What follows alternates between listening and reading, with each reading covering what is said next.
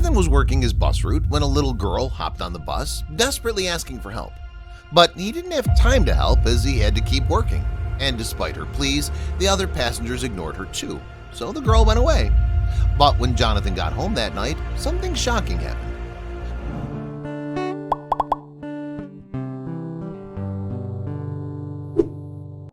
"Please, someone please help my mother," a little girl yelled when she jumped on Jonathan's bus. He had arrived at a bus stop on his route in New Jersey and no one else had entered the vehicle. He was startled and frowned at the girl. "What?" "My mom needs help. Please help me," the little girl begged, and Jonathan looked around his bus. Other passengers were looking at the girl, somewhat worried, but others were ignoring her completely. "Listen, girl, I don't have time to help you. Call 911, he finally said to the kid, who was crying at that point. "Please, my mom," the girl insisted, her tears falling freely from her eyes.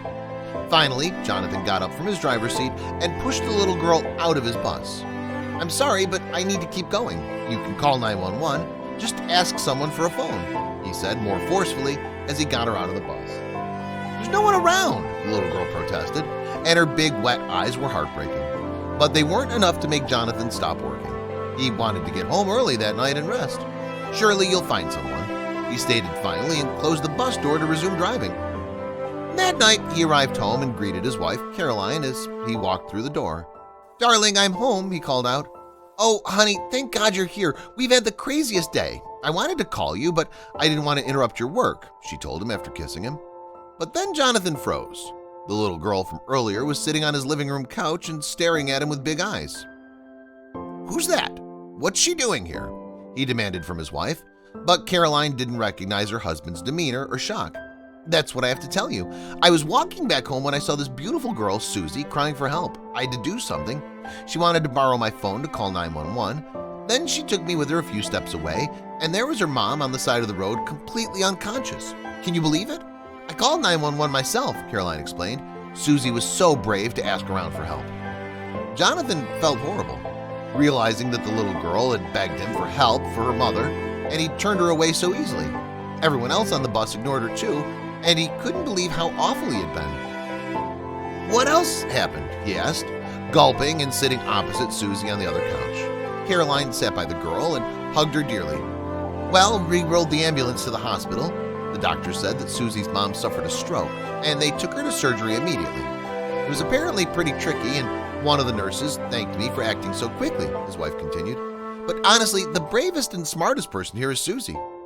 Caroline looked at the girl with a warm smile, hugging her with one arm tightly to get her point across. "You did amazingly, Susie. You saved your mom. She's going to be just fine." Jonathan was still reeling from the shame of his previous actions, but he had another question. "And why are you here? Shouldn't you have stayed in the hospital?" "They told us that visiting hours were strictly implemented, so I offered to take Susie home, but I didn't want her to be alone, so I invited her over. Luckily, she said yes," his wife replied, still smiling with pride at the girl. Finally, Jonathan had to come clean to his wife. "Can I speak to you for a second?" "Of course," she responded, and they went to their bedroom to have a discussion. By the end of it, Caroline was livid. "How could you? Her mother could have died." I know. I'm so ashamed of myself. What can I do?" he lamented, holding his head. "You have to apologize to that little girl right now," Caroline insisted, pointing her finger to the door. It was the right thing to do, so he followed her demands.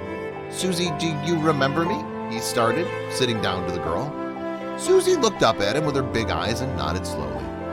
Jonathan nodded too. "I want to tell you, Susie, that I'm extremely sorry for my actions earlier today. I should have gotten out of the bus and helped you immediately. Do you think you can forgive me?" Susie smiled slowly and nodded again. "Yes," she said quietly. "Thank you. Thank you so much," he mumbled emotionally, and the beautiful child hugged him. She had probably forgiven him quickly because her mother was fine thanks to Caroline's actions. The next day, they visited Susie's mother and did so every day until she was released from the hospital. The two families eventually became good friends. Meanwhile, Jonathan tried to help people, especially anyone who asked for it, whenever he could. He would never make that giant mistake again.